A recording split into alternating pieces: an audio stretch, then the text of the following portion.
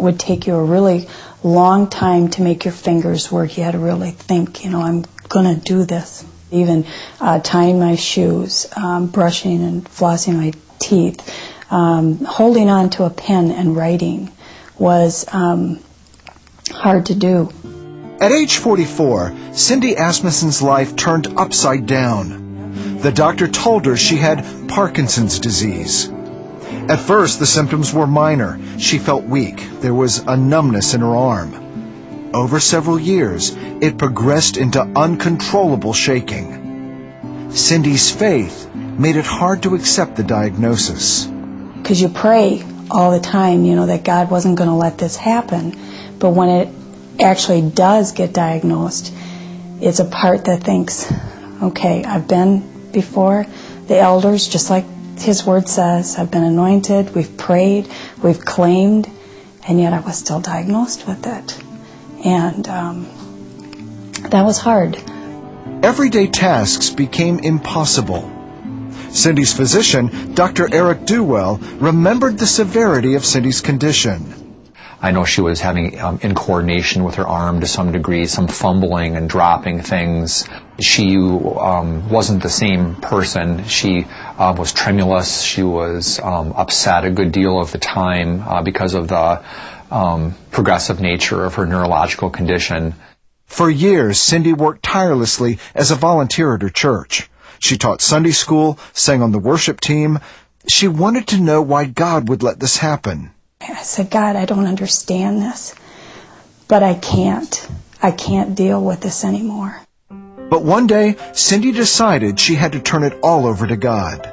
I came to church on Sunday, and the pastor did an altar call if anybody needed prayer, if anybody needed anything, to come up. And I went up to the altar and just knelt there. I said, God, you got to help me, because I can't deal. I can't deal with this anymore. And a peace started coming over me. And at that time, that wonderful small voice of God came and said, I'm going to heal you. And he said, but it's not time yet.